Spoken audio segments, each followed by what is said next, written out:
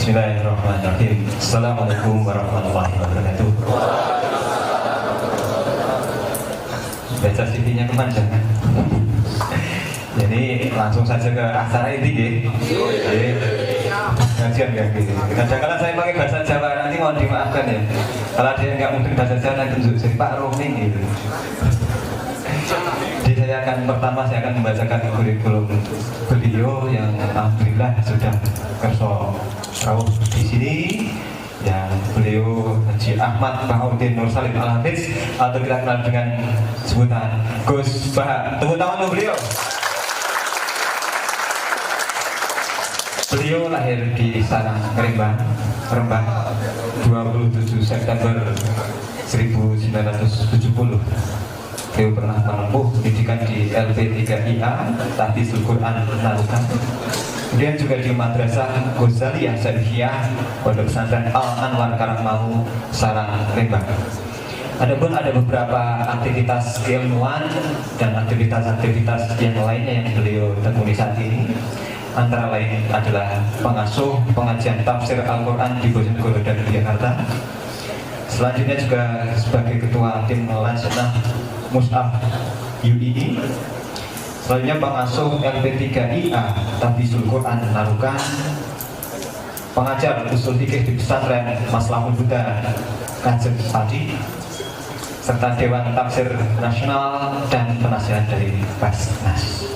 Jadi banyak sekali aktivitasnya, dan sekali lagi tepuk tangan untuk beliau. Sedikit pengantar saja dari saya, Gus. Saya manggilnya Gus. Saya bukan santri, jadi saya manggilnya misalnya Pak, Bapak gitu. Jadi saya manggilnya Gus. Nanti atau kepleset maafkan saya. Jadi ini kenapa kita mengambil tema membidik keberagaman. Itu sebenarnya diskusi beberapa ringan antara sahabat-sahabat, kolega-kolega dosen. Kita memulai dari hal yang sebenarnya sangat sederhana. Ya kalau agak luas nasional ya levelnya Pak Presiden lah, dia memiliki keberagaman yang level nasional seperti itu. Tapi di sisi lain kadang-kadang kita juga mikir yang sederhana saja, kita kadang-kadang rumit. Misalkan hutan itu kan terdiri dari berbagai macam isinya loh ya. Ada singo, apalagi isi hutan itu? Masa, ya kerek-kerekan, bunyi-bunyian, kerak-kerakan, ya toh. Dari yang ketok maupun yang enggak ketok kan. Contohnya yang enggak ketok, ketek dele. Dan lain sebagainya, itu banyak sekali. Dan tugas kita itu untuk merangkai itu menjadi pengelolaan yang sustainable. Ada bahasanya kayak gitu. Sustainable, ya manajemen for sustainable forest dan sebagainya, pokoknya model-model gitu.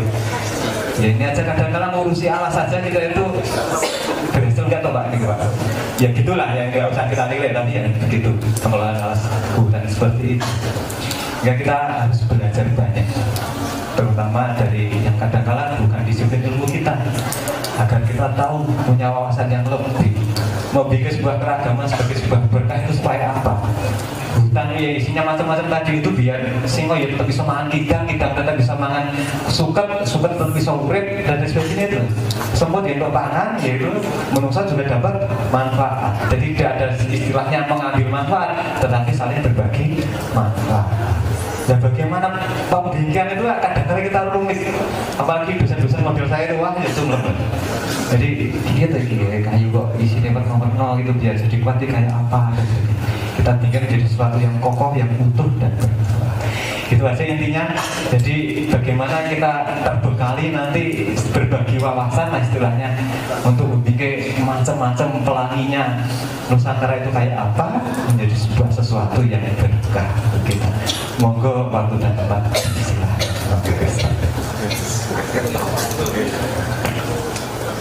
Waalaikumsalam warahmatullahi wabarakatuh.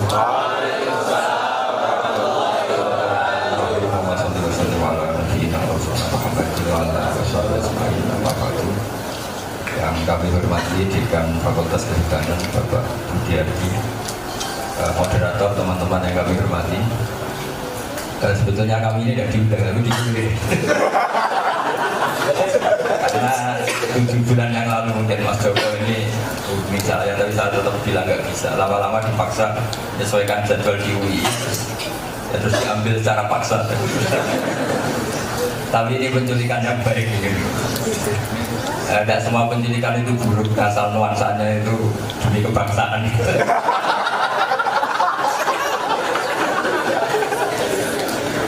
Ya ukuran diculik, karena kalau diculik nggak mau memang saya ini. Begini, ini kan pengenalan budaya. Jadi saya akan cerita khas budaya santri. Nanti yang Mas moderator cerita budaya Gunung Kidul. Begini, di antara budaya para guru-guru kita, para baik yang kiai maupun tidak kiai, itu memang melestarikan yang ada. Problemnya melestarikan yang ada itu biasanya yang kaum berjuis atau yang elit itu nganggap yang ada itu tontonan. Sehingga misalnya orang Bedui itu kita lestarikan budaya, berarti yang bodoh tetap bodoh, yang manusia hutan naik pohon tetap naik pohon. Makanya ini PR bagi Fakultas Kehutanan, ini harus melestarikan itu yang apa ya? Masa melestarikan dengan makna membiarkan yang miskin tetap miskin, terus kita kadang-kadang wisata itu nonton, lihat orang yang masih naik pohon, orang suku itu. Makanya ini kritik sekali besar. Karena kebetulan katanya Fakultas Kehutanan punya apa? Presiden jadi. Jadi minoritas mimpin apa? Kalau pakai logika demokrasi itu nggak pas. Jadi merasa paling kecil tapi merasa paling superior.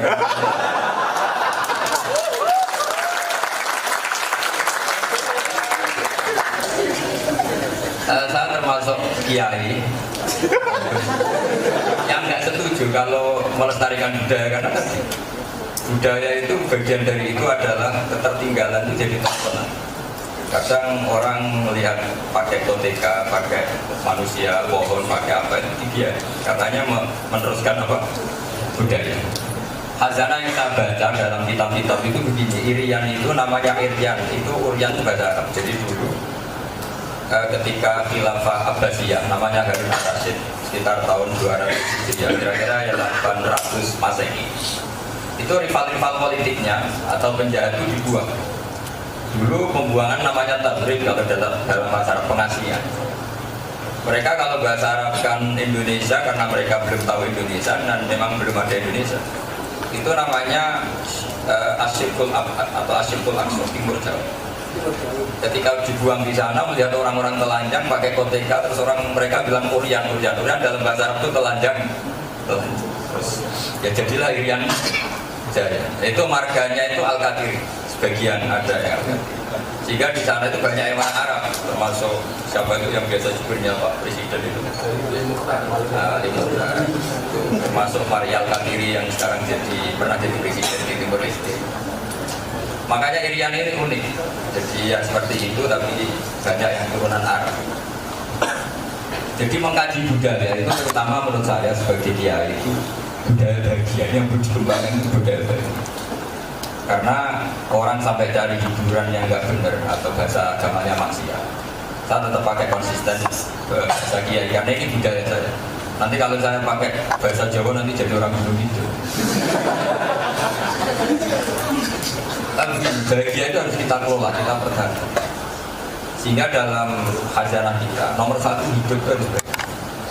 Caranya gimana ya? Bersyukur yang sudah, termasuk kita sebagai minoritas harus hidup. Karena kalau fakultas ini tidak sehat itu punya alibi, kan kita minoritas.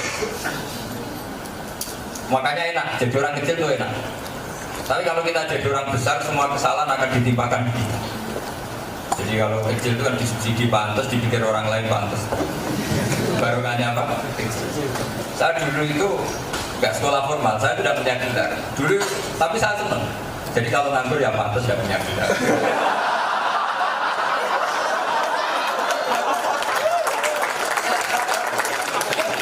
Mereka di kampung-kampung yang nggak punya gelar harus syukur karena ya itu lah nggak dapat pekerjaan ya pantas ya punya gelar. Harusnya dipikir yang punya gelar ini. Tapi problem Indonesia kadang yang punya gelar itu dipikir yang nggak punya gelar. Karena misalnya orang pelaku pasar itu kaya raya, padahal padahal dia ada sarjana ekonomi. Terus mensapaati yang gelarnya SD pun ada dapat pekerjaan karena dia sekolah terus ya jadi praktisi ekonomi. Yang satu kerja terus sampai jadi orang. Maka di Indonesia itu unik, banyak orang nggak punya gelar, mungkin yang punya. Saya juga gitu, saya belajar tafsir terus menerus. Kadang saya pimpin itu seorang dokter tafsir atau profesor tafsir karena mereka belajar terus nyari gelar, saya belajar tafsir terus. Akhirnya cepat pinter saya.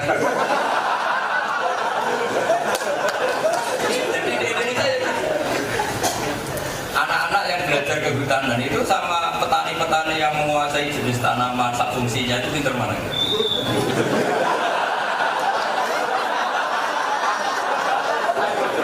Meskipun ilmu mereka ini autodidak, misalnya gini, oh pohon ini beracun, kok tahu? Oh tetangga saya habis makan mas.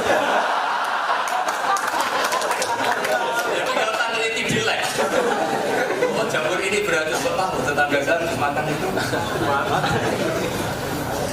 Kalau nanti manfaat juga gitu, tetangga saya miskin, tiap hari makan ini ya hidup. Makanya saya ini termasuk kiai pembela kaum bodoh, itu terkenal di mana-mana. Sampai saya agak dimarahi Gus Jadi, orang bodoh kok dibela.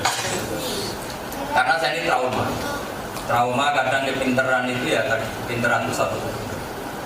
Makanya ada pepatah di hajana kita namanya inna minal ilmi la jalan. Kadang ilmu itu menjadi bodoh. Begini contohnya, Indonesia kan sering berdebat. Kalau NU itu misalnya awal Ramadan minggu, kalau Muhammadiyah kalau Naksabandiyah ini Sabtu, nanti lebih awal. Berarti kan Sabtu, Minggu. Orang bisa berdebat sesuai teori yang mereka yakini. Ada anti astronomi, anti falak, anti apa pakai teori. Tapi yang unik, teori itu dipatahkan. Saya itu punya tetangga, dia bodoh sekali kalau untuk Quran akademis. Tapi dulu ikut buyut saya keempat, namanya Abdurrahman. Saya ini cucunya betul dari bapak saya, mbak saya bisa jadi. Dan benar-benar warga Indonesia, buyut saya orang Indonesia. Dan berjuang, dulu buyut saya dari pasukan kemerdekaan. Keren saya ini jadi.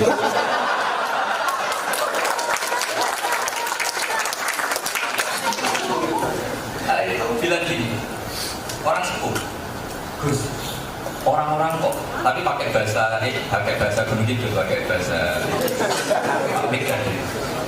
Saya itu heran sama orang-orang tinggi kok bisa memperdebatkan tanggal 1, 2. Itu sebetulnya gampang, Gus. Gimana Mbok zaman ini Mbok? Lihat saja yang menurut mereka tanggal 15. Itu kalau bulan itu sempurna, orang Jawa bener sempurna. Berarti itu yang benar. Jadi hitung saja, misalnya yang bilang tanggal 1 itu Sabtu, hitung saja. Tanggal ke-15 ternyata bulannya belum purnama. Berarti kan kenanya kira-kira tanggal 13. Jadi disuruh niteni yang saat bulan purnama tanggal 15. Menurut versi masing. Ternyata yang bilang Sabtu, yang pas tanggal 15-nya masih bekok atau masih degel-degel, berarti belum purnama. Nah ternyata pas tanggal 17 pas purnama, berarti yang bilang Sabtu salah. Tapi uniknya orang Indonesia, ini kata beliau, umumnya orang Indonesia tidak pernah mikir, mau mikir gini, bodoh-bodoh orang komat semua putaran. Gitu aja cara berpikir. Nggak pernah meneliti baik secara akademik maupun secara awam. Sebenarnya kalau cara akademik kan kita belajar astronomi, ini tahu bulannya nggak bisa Babasito, terus istimanya kapan, konjungsinya kapan. Dan itu wilayah kita, nggak wilayah perhutanan mesti.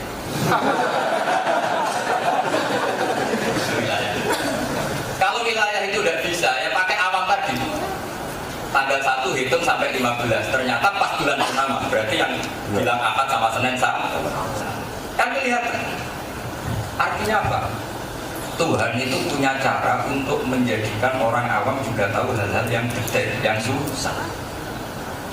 Tapi kita ini kadang kumul jadi ambil ini. Makanya terus tadi kita mengatakan budaya harus dipertahankan, termasuk tadi orang-orang yang miskin di tengah hutan, orang-orang peduli.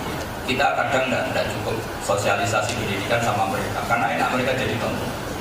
Parahnya lagi kalau kita jadi kiai besar atau jadi dosen atau jadi direktor, itu seneng kalau kampungnya seperti dulu, masih ada mak-mak yang miskin bakul serabi. Kita artinya kan mendoakan mereka tetap seperti itu. Itu kan kurang ajar betul. Katanya Indonesia mau dibawa maju, tapi bayangkan kampungnya seperti dulu. mama masih jualan serabi, terus kampungnya masih alam. Ini kekeliruan kita sebagai ahli. Makanya ada pepatah, inna lil ilmi tubyanan katubyanil mal. Ilmu itu punya keangkuhan sebagaimana angkuhnya orang yang punya harta. Angkuhnya di mana? Yaitu menjadikan orang lain sebagai objek, kita sebagai subjek. Saya tuh pernah ditangisi seorang profesor. Pak, saya ini nangis. Kenapa? Anak saya SMP itu sekedar naik kelas itu saya senang. Kok rektor?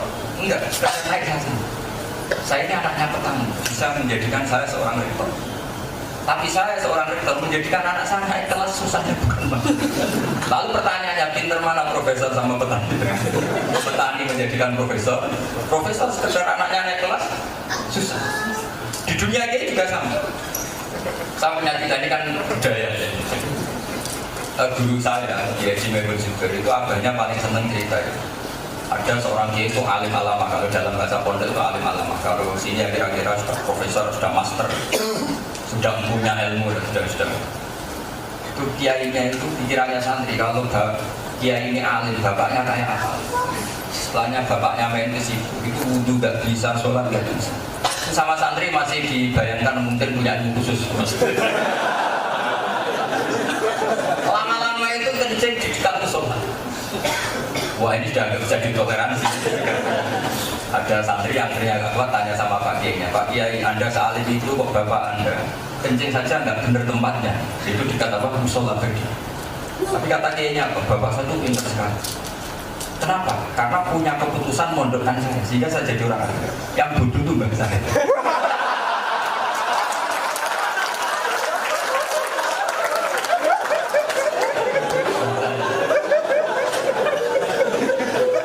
Artinya mungkin orang-orang bodoh itu, simpen mungkin gembala kambing, keputusan terbaik adalah ketika anaknya dikuliahkan di UG. Ya bodoh. Tapi kadang-kadang setelah dokter, setelah itu kadang nggak mikir anak. Cara naik pangkat, cara naik alfa. Ini kan lucu. Bapaknya yang awam saja mikir caranya sekolah.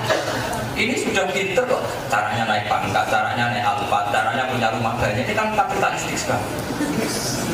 Sehingga dia lupa kalau anaknya ini tumbuh kembang, sudah puber, sudah dewasa. Tahu-tahu nggak punya metode untuk menerima anak. Nah, ini makanya kritik pada ahli ini bukan hanya kepada profesor, kepada ulama sekalipun ada kritik.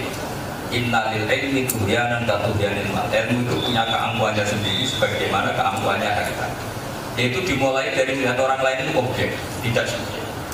Saya tadi di UI bilang, apapun hebatnya Menteri Pertanian, kalau petani nggak mau nanam padi mau apa? Sebetulnya kalau ketika ketahanan pangan itu jasanya petani nanam padi apa jasanya Menteri Pertanian yang sering rapat? Mau rapat 100 kali kalau petani nggak mau nanam mau apa? Jadi baru hanya kearifan itu akhirnya padi ini terjaga karena banyak yang nanam. Nah, kenapa mau nanam? Baru kayak goblok kalau kita nggak mau nanam.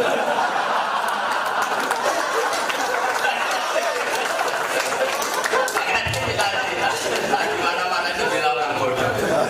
Bukan apa-apa, karena yang bela sudah ada. Makanya saya kalau yang muji orang pintar kan banyak, makanya saya muji orang apa? Bodoh. Ini penting saya utarakan supaya orang itu fair. Allah bikin semua ini ada gunanya. Subhanaka ma khalaqta hadza. Enggak ada alam raya ini enggak ada. Jadi kalau Allah ingin bikin ketahanan pangan, itu ada orang yang didesain lugu-lugu yang pikirannya nanam padi.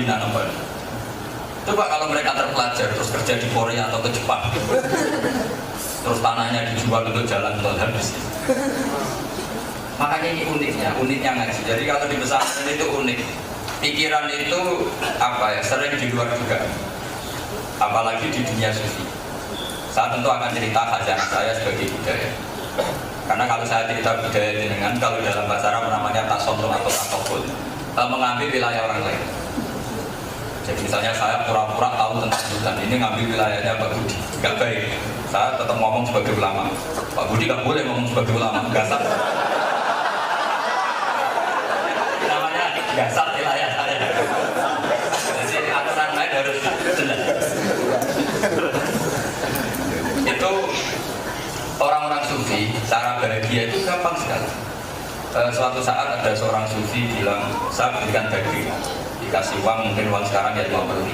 bilang Pak Sufi ini uangnya tidak cukup, dagingnya harganya 70.000, uangnya hanya 50.000. Ya sudah, murahkan lagi. Oh 50 saja nggak cukup, apalagi dimurahkan berapa lagi? Ya tidak usah beli kan kan? Artinya orang Sufi itu, artinya gini, kamu mengatakan daging mahal karena naik 70.000 itu karena ingin beli. Apa karena harganya 70.000? Karena ingin beli. Coba kalau kamu nggak ingin beli kan nggak penting mahal apa enggak? Jadi orang Sufi itu unik. Dan mungkin kalian yang di sini ada yang Sufi, makanya nggak paham.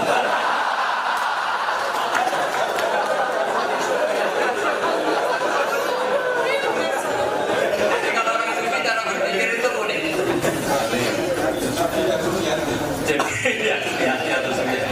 Jadi Alphard itu mewah, itu karena Alphard itu super, apa karena ingin dilihat orang lain? Karena ingin dilihat orang lain. Coba andaikan semua orang kiranya Alphard itu kayak kau tembak, kamu kecewa?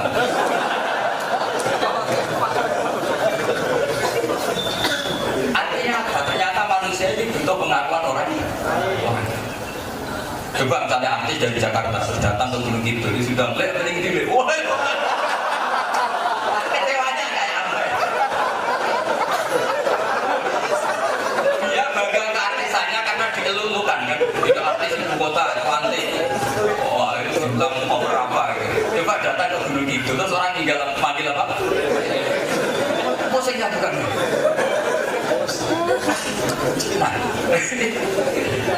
Nah, dalam dunia Sufi itu dipelajari, seperti itu dipelajari. Ternyata manusia itu nggak mau kecuali dari orang lain. Kemudian saling mengaku, itu orang menyebut budaya.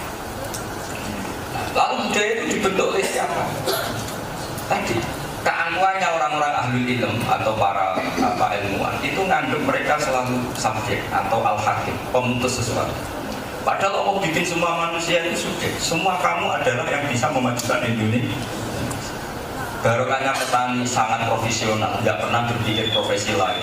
Ketahanan pangan terjadi. Coba kalau mereka berpikir lain, jajal-jajal kuliah di UGM.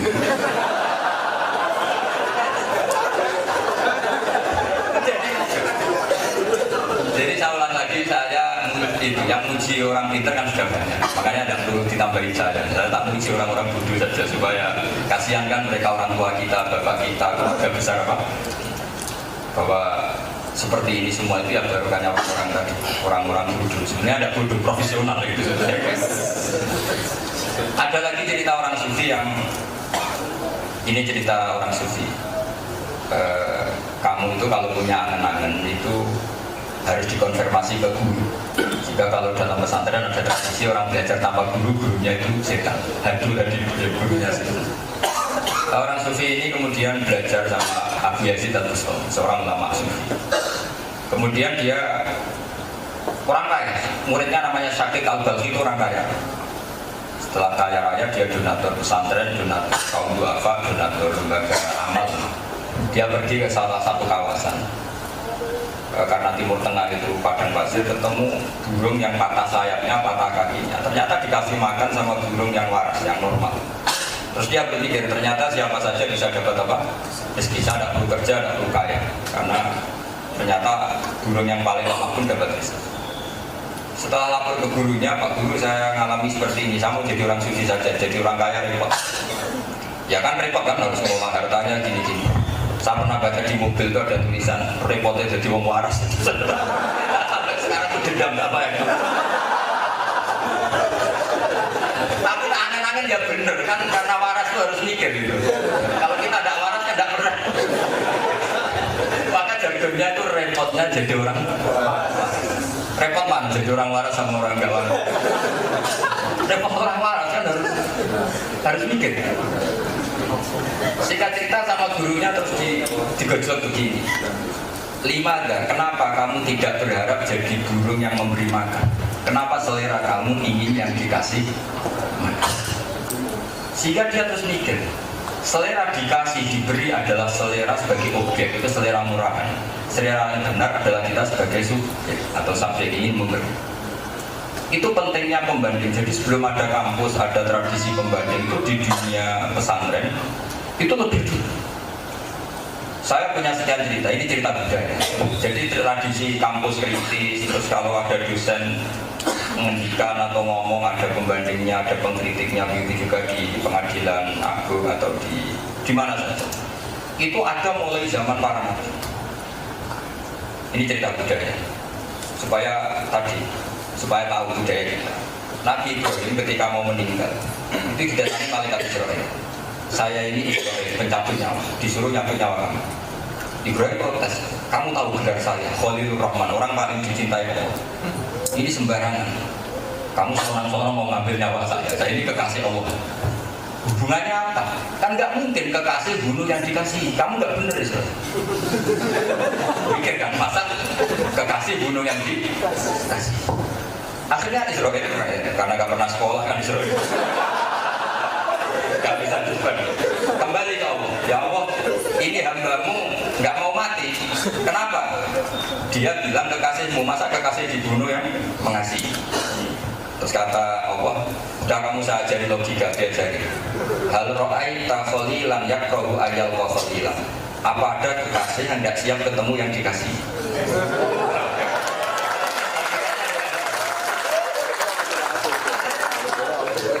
Datang Nabi malaikat apa?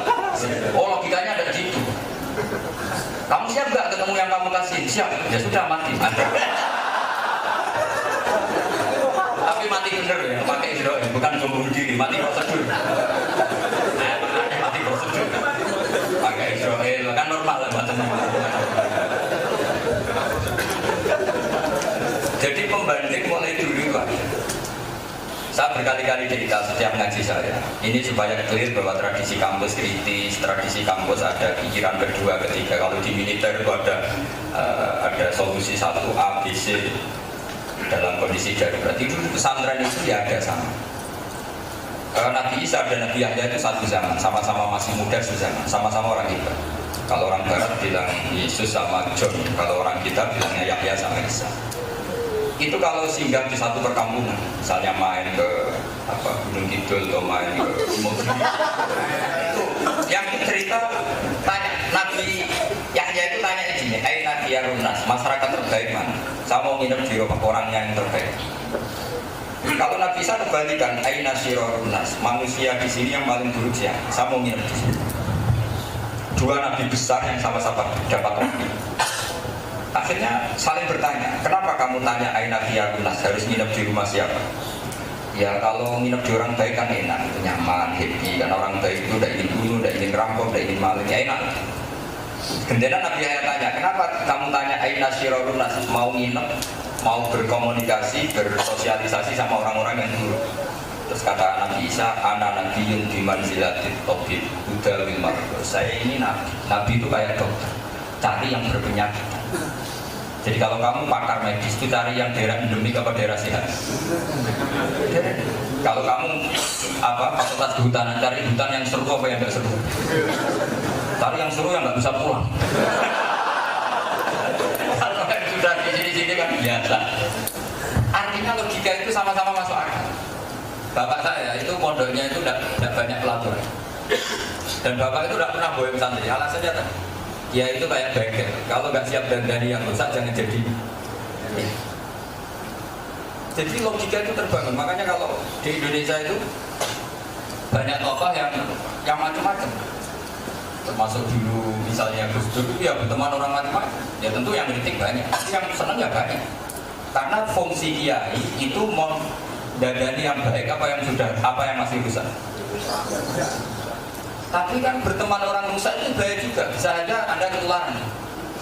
Kalau Anda tidak sehat betul, berteman sama orang yang berpenyakitan kan potensi Maka ini menjadi dua ijtihad besar, yang satu siap berteman, yang satu tidak. Dan ijtihad ini sama-sama tidak saling mengganggu. Terserah kita ila yaumil qiyamah.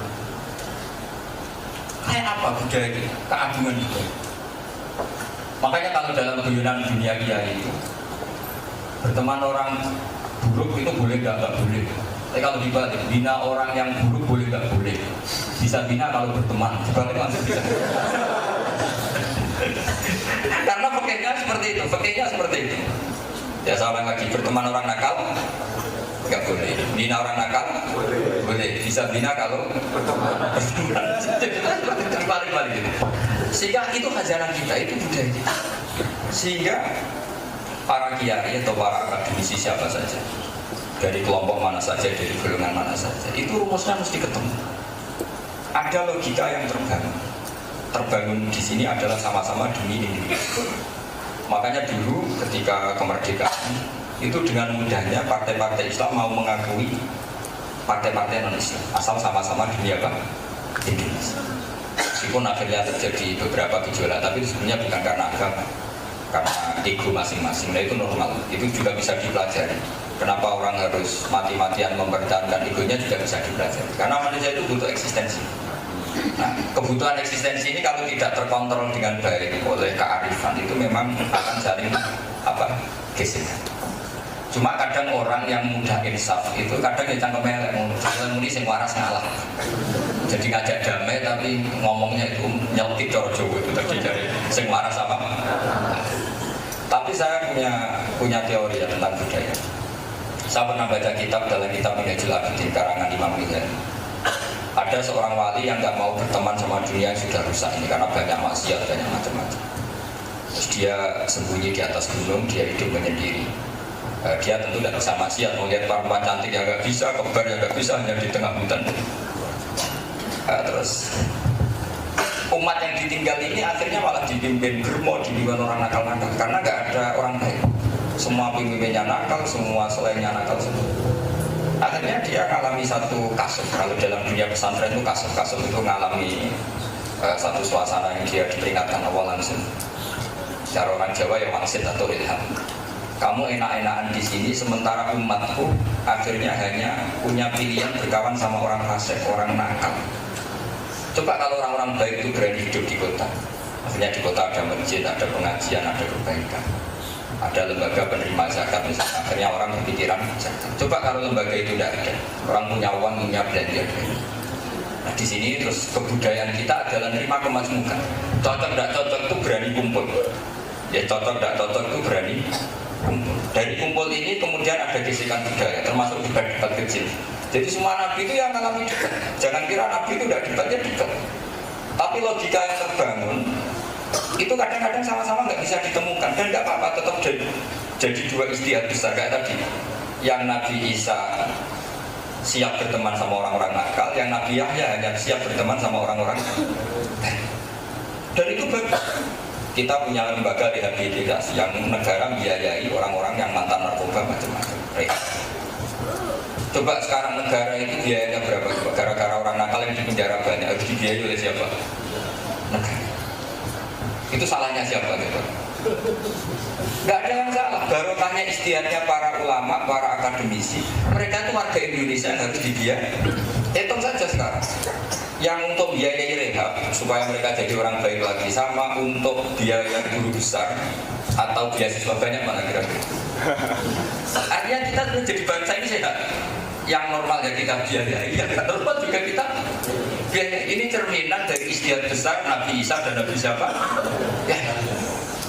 Makanya saya termasuk setuju kalau ada lembaga rehab itu meskipun berbiaya tinggi, karena dulu Nabi Isa juga berkawan sama orang-orang yang macam-macam. Ada lagi ini contoh yang mungkin pas untuk Indonesia. Ada seorang wali, Habrul itu wali besar. Itu kalau punya uang itu dikasihkan sama kira-kira kalau Indonesia itu WTS. Jadi gunjingan, wali kok bayar WTS. Tapi setelah jadi gunjingan belum selesai, hari kedua sedekah sama copet. Wali kok ngamal sama copet. Hari ketiga kontroversi belum selesai, ngasih sama ini hadis sokai ada di Bukhari, ada di Muslim, itu hadis sokai ngasih orang kaya. Jadi saya cerita khazanah kekayaan kita. Kalau saya pesantren ya cerita khazanah budaya pesantren. Setelah jadi gunjingan terus wali ini kira-kira kalau sekarang jumpa pers kira-kira gitu. Karena jadi gunjingan terus dia bilang, saya tadi tanya sama WTS-nya, kenapa kamu jadi WTS? Karena saya butuh uang, udah tak kasih uang, kamu jangan melakukan ini. Copet ya ditanya, kenapa kamu nyopet? Karena ini punya uang, udah tak kasih uang, nggak bisa jadi. Karena ini orang soleh melakukan apa saja tetap benar. Coba kalau yang melakukan tidak soleh, kan pesen jasanya bayar.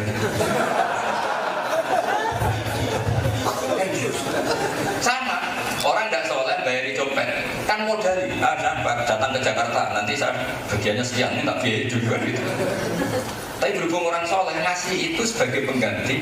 Kalau kamu nyopet ini dapat apa? Dapat uang, sudah tak kasih, kamu nggak usah. Jadi khazanah kearifan kita ini, budaya kita, kearifannya itu luar biasa. Nah yang terakhir saya tak akan lama-lama, di mana-mana diculik itu nggak boleh lama-lama. Jadi masuk tadi itu. Yang terakhir itu ada kearifan, ini kenangan saya di GMC. Dan saya mohon jangan diundang lagi, ribet nanti. Kalau dipaksa nggak apa-apa. Kalau dipaksa itu kalau saya salah yang apa? Maksa. Umat ini digambarkan oleh Al-Quran. Yang Al-Quran ini cerita materi di Injil. Jadi Quran itu fair. Ini cerita Quran, tapi Quran cerita bahwa materi ini ada di Injil. Wa mathalum fil Injil. Itu orang yang baik adalah kayak padi. Padi itu harusnya indukan padi itu kan lebih tua, harusnya buahnya lebih dulu. Tapi padi itu nggak mau buah atau nggak mau hamil atau nggak mau bunting kecuali anak-anaknya tumbuh. Setelah anak-anaknya tumbuh bareng-bareng terus buah bareng. Itu semua ulama menafsirkan apa? Nak orang mulia kayak saya misalnya di dunia kiai itu masuk orang di dunia fakultas kehutanan termasuk orang mulia. Itu nggak mau mulia sambil nunggu anak buah selesai. Karena dengan menunggu ini ada kesetaraan. Jadi kayak pohon apa? Padi mau buah nunggu anak. Kazar in akhraja syat'ahu fa'azar. Pohon pisang ya gitu, mau buah itu harus sudah ada anak. Kalau sudah ada penggantinya siap dia baru mau buah. Karena dia sudah tahu kalau saya sudah buah pasti ditebang sama orang belum tidur. Sudah enak untuk itu. Jadi artinya gini, ada kearifan. Indonesia mulai kacau karena tadi setelah orang jadi dosen atau jadi kiai yang dipikir itu seri mobil, rumah mewah. Ini yang menjadikan dia tidak menunggu. Jadi uangnya atau kebesarannya tidak untuk menunggu generasi berikutnya, tapi untuk euforia diri apa? Tidak boleh seperti itu. Filosofi kita harus kazarin kayak apa? Padi. Jadi karung mulia sambil menunggu anak-anak. Kita siapkan generasi berikut. Baru kita mau mulia. Ketika kita mulia mau finish, generasi ini sudah siap. Itu yang disebut kazarin akhraja syat'ahu fa'azarahu fastaqbal. Dan itu Allah cerita bahwa materi ini dari Injil, dari kitab ini. Kayak apa kearifan kita?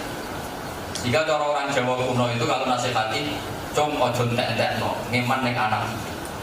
Sehingga mereka meskipun punya rumah bikin rumah, meskipun mereka enggak akan menangi kurma yang ditandur atau durian yang ditandur tetap nandur durian.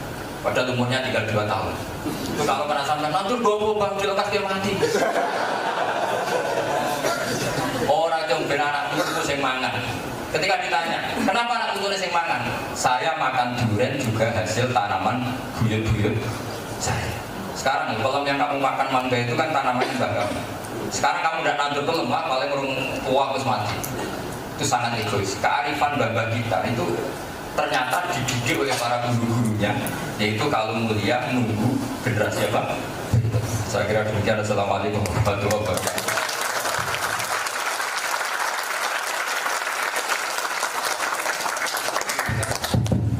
Alhamdulillah luar biasa sekali apa yang sudah disampaikan tadi oleh Gus Bahan.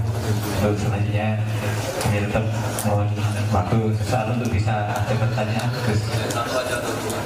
Satu, ya 2 aja nanti 3 sesi ya. Betul-betul saya turun sama Kiai kok Gus. Oke, sesi pertama 3 pertanyaan. Udah 3 atau udah banyak. Oh iya. Malah nyanyian. Ya 3. 1 merah. Siapa lagi? Oh ya. Ini banyak yang pemalu Pak. Ya. Moderatornya aja tanya. Jadi Kita perbaiki nasib. Assalamualaikum Gus Bahan. Tadi saya Bowo dari Temanggung. Tadi menyempatkan untuk datang ke sini.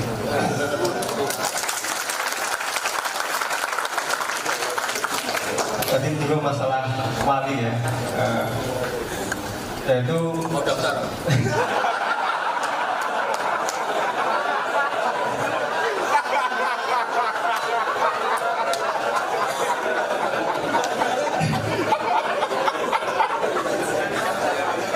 sebenarnya tentang surga neraka guys. Kami masih bingung tentang surga neraka itu dalam perspektif wali seperti apa. Dan kemudian di Al-Quran itu banyak disebutkan mereka surga khalidina fiha abadan selamanya. Ini agak bertentangan dengan bahwa hanya Allah yang punya sifat baqo, sifat abadi. Kok di Al-Quran banyak disebutkan bahwa penduduk surga itu selama-lamanya di sana. Itu begini. Itu gampang itu, nanti gampang jawabnya. Nah, langsung aja biasa enggak. Kalau tanya ini yang benar yang mana? Tadi Mas Bowo tanya, nggak ingin jadi wali itu? Kalau pertanyaannya jawabnya gampang, yang repot kalau Anda ingin jadi wali. Terus prosedurnya agak.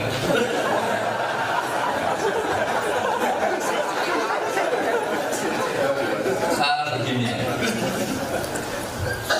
Ini saya senang pertanyaan ini karena saya yakin ini nggak pernah dikaji di UGM secara sendiri.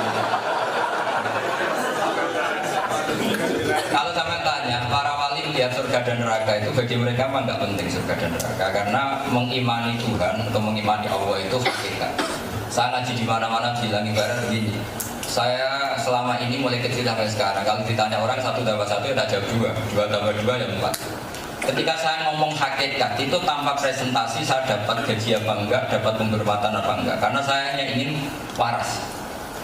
Makanya agama ini kaum yakinin bagi mereka yang waras punya. Ketika Anda tak tanya 1 tambah 1 berapa? 2, 2 tambah 2 berapa? 4. Kamu kan ingin mempertahankan kewarasan Anda mengakui hakikat.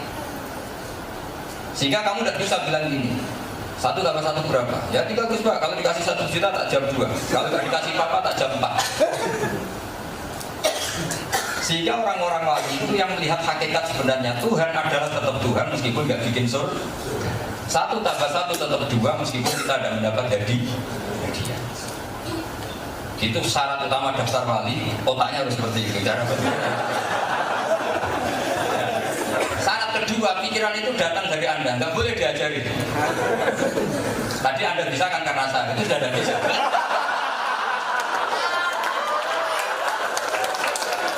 Karena itu sudah plagiat ya. Ya kalau di kampus masalahnya. Masalah.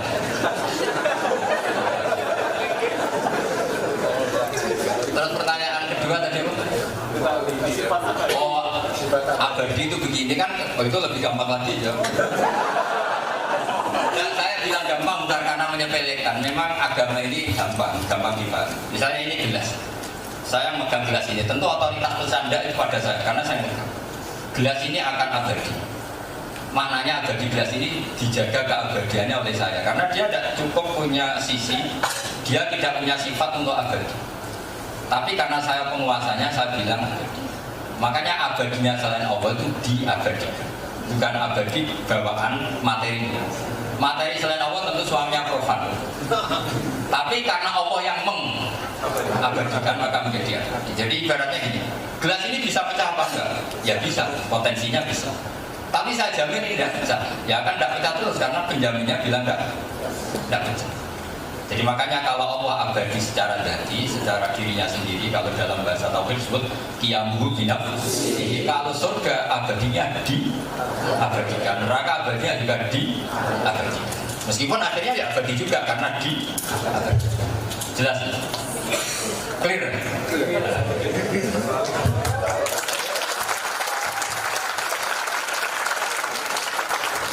Sudah 100% siap jadi wali ya, Mas?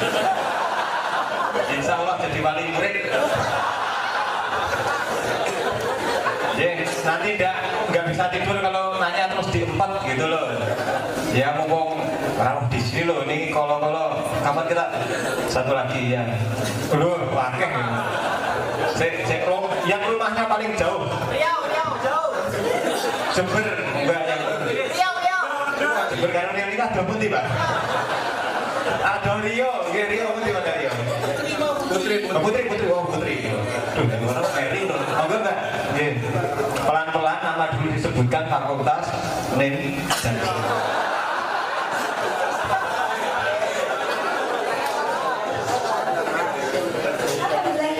Terima kasih atas kesempatannya.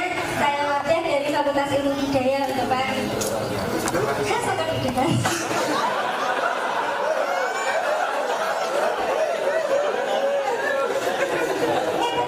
Saya tuh penasaran kenapa di hadapan keilmuan para santri menyebutkan Tuhan atau Gusti Allah itu dengan pangeran atau dengan Gusti. Kalau memang Gusti ya, tapi saya penasaran dengan pangeran. Kenapa kok tidak raja? Padahal pangeran itu adalah anaknya raja.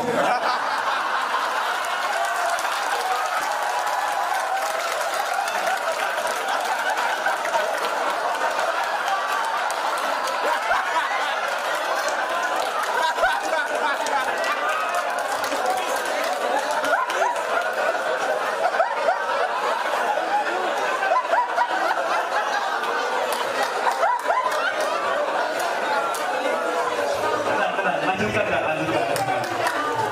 Maksudnya kan kita ingin menunjukkan bahwa zat yang maha tinggi yang tidak ada lagi yang melebihinya. Kenapa kok menggunakan yang tidak raja?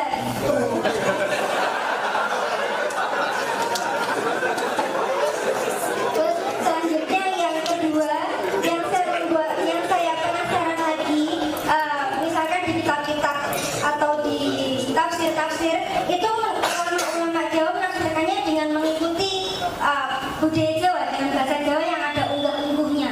Misalkan tuturan Musa dengan Nabi Syuaib, yang Nabi Syuaib adalah mertua Nabi Musa, itu Nabi Musa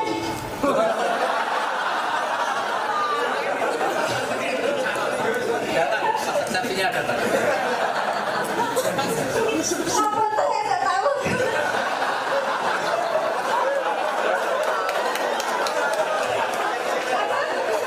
Nabi Musa ini sopan dengan Nabi Syuaib, akhirnya dituturkan dalam bentuk romo, dan Nabi Syuaib pun juga menjawabnya dengan ngoko. Begitu juga dengan Ibrahim ketika berjauh dengan ayahnya yang pemahat patung. Padahal seorang kafir, tapi beliau Ibrahim itu menghormati ayahnya sehingga dengan menggunakan romo juga. Ya begitu kan. Apakah dalam bahasa Arab juga ada tingkatan bahasa seperti itu? Gitu. Itu saja.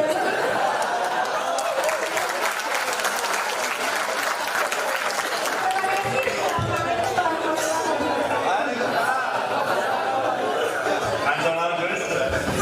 Ini jadikan ustazah saja. Nah, setahu saya itu kalau kesepakatan orang banyak, nggak tahu kalau yang terdengar di telinga Anda itu. Setahu saya kesepakatan orang banyak itu pangeran sama pangeran itu beda. Nggak tahu saya kalau ada masalah di pendengaran.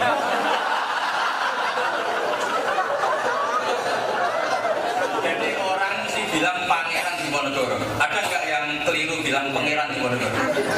Nggak ada ya. Artinya dari awal bilang pangeran sama pangeran itu beda. Jadi nggak bisa dikatakan kalau pangeran itu anaknya,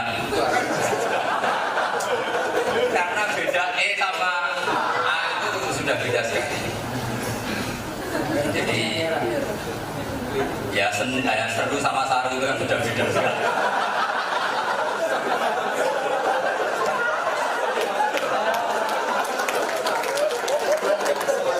Terus kedua menyangkut apa tadi? Oh, tingkatan kromo itu sebetulnya tradisi seluruh dunia. Cuma kalau bahasa nasionalnya enggak, tapi sebenarnya itu tradisi seluruh dunia. Jadi kalau orang top meninggal biasanya dibahasakan tuwfiya. Kalau orang biasa mungkin dibahasakan apa? Mata. Itu mulai dulu ya tidak. Cuma kadang-kadang Quran pakai bahasa nasional. Kenapa? Karena Tuhan selalu di atas para nabi. Jika ada istilah apa imata. Suatu saat kalau Muhammad mati itu nggak apa-apa karena membahasakan Allah itu di atas Muhammad. Tapi kalau kita membahasakan apa? Sufi atau wafat. Jadi tingkatan itu pasti ada karena ini budaya kan. Jadi dari itu budaya. Terus yang perlu dicatat begini apa? Tradisi para nabi tadi itu ya sama tetap ada etika. Etika itu ya etika tetap. Makanya yang seperti yang Anda ceritakan tadi, Nabi Musa itu kan menantunya Nabi siapa? Ikut persatunya, kau tahu? Ini mau jadi ustaz apa jadi ahli? Apa? Oh, rodinya apa? Bahasa Arab. Oh, bahasa Arab. Ya, yang jelas itu ada pangeran, ada. Itu beda. Terus kenapa Tuhan tidak disebut raja? Raja juga ada pertanyaan kalau seperti itu. Raja di raja, karena raja juga hanya begini. Kalau dalam ilmu tafsir ada istilah gini. Sesuatu kalimat itu al-lafdu yantabiul ma'aniyah la aksu kalau dalam bahasa ilmu tafsir. Lafaz ini ngikuti makna, bukan sebaliknya makna ngikuti lafaz. Jadi misalnya gini, saya bilang Pak Budi ini nggak punya uang, tapi nggak punya uangnya Dikan sama punya uangnya mahasiswa banyak mana?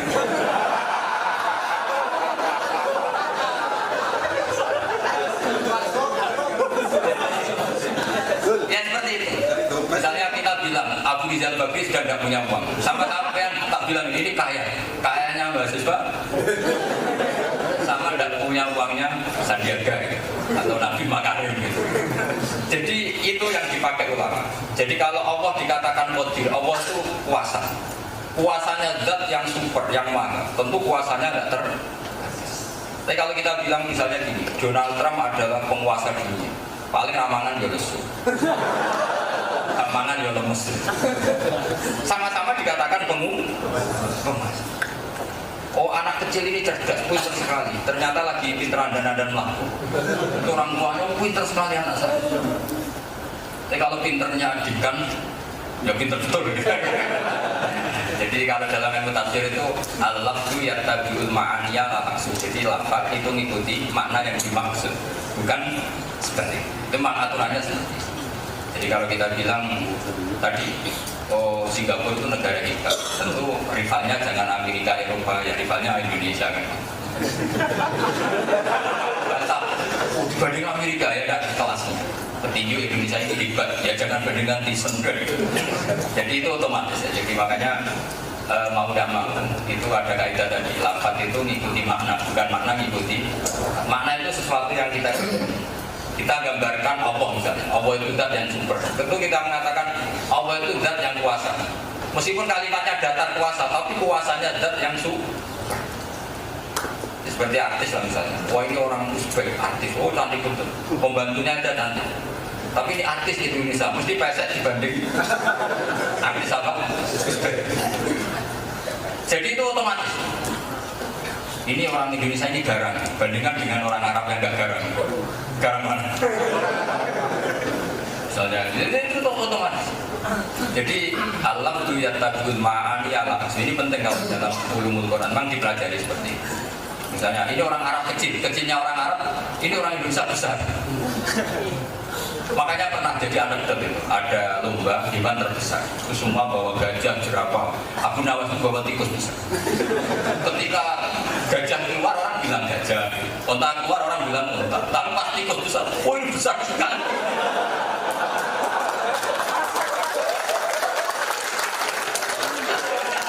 Anak-anak muda bahasa yang lain hanya dibilang besar.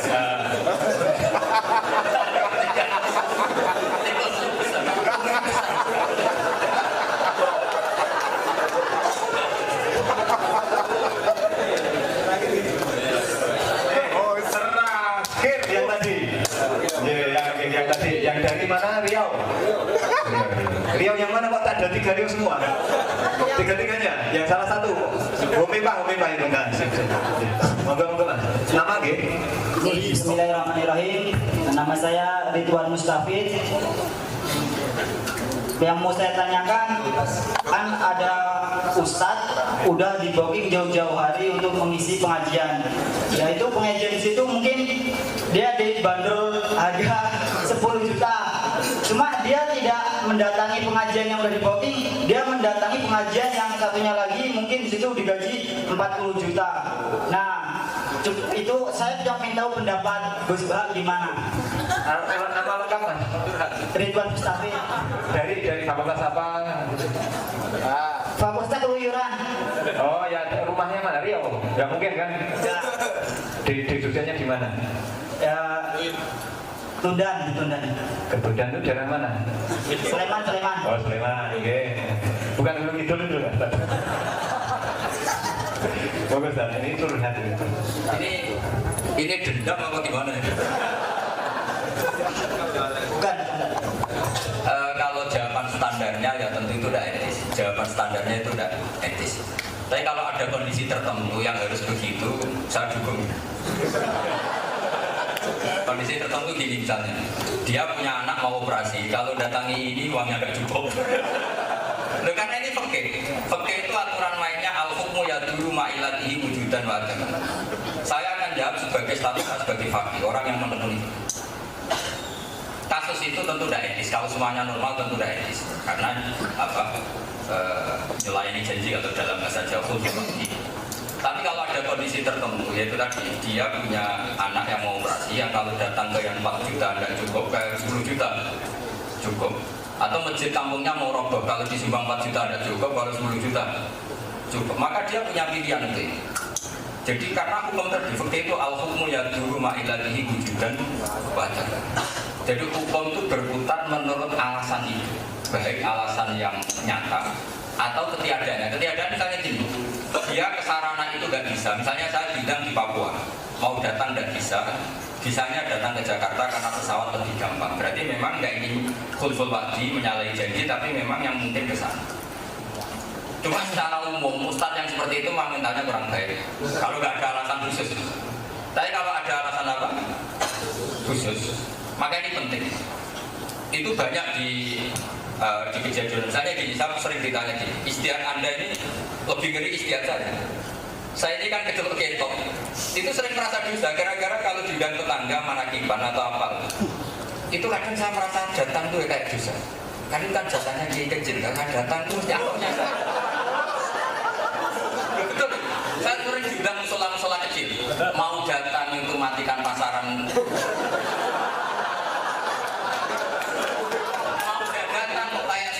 Mentang-mentang diundang fakultas kehutanan. Itu memang susah istilah seperti itu.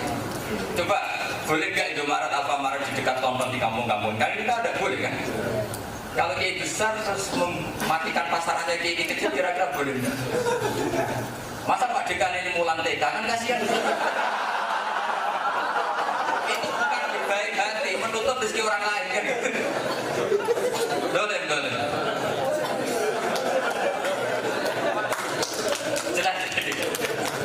Makanya kalau ada yang tanya, orang cantik boleh nggak berjalan sama orang jelek? Mungkin nggak boleh, karena menjadikan ini nggak punya peluang.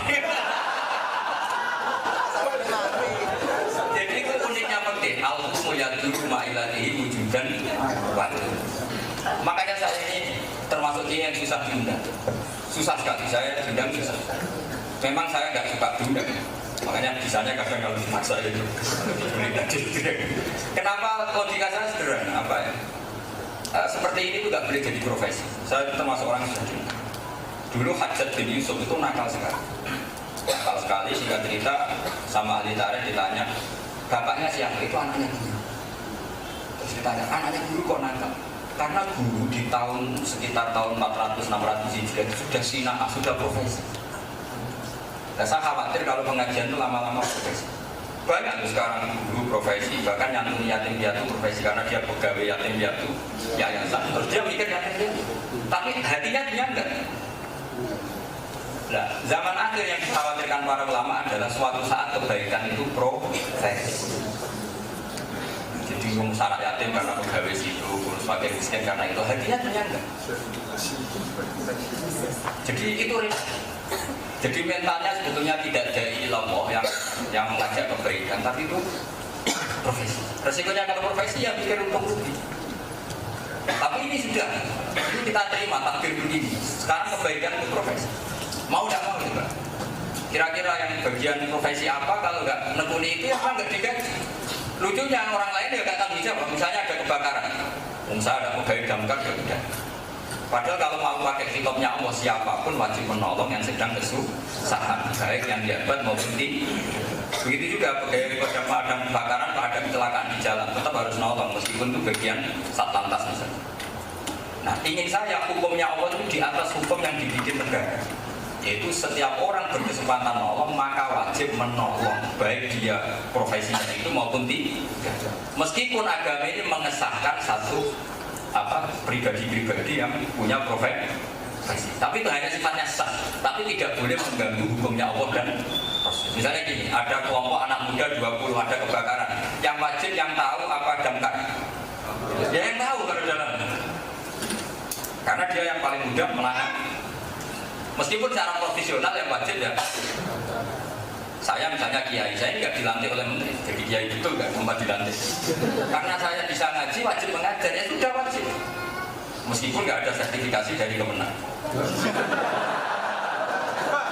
Cuma di daftar BIM nggak termasuk yang terpapar gitu.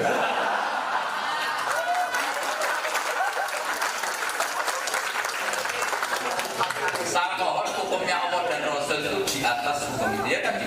Kita melihat orang kecelakaan itu kita di depan, yang wajib pertama ya kita. Jadi pakai hukum aturan. Jadi siapapun yang berkesempatan punya kemampuan ya dia yang paling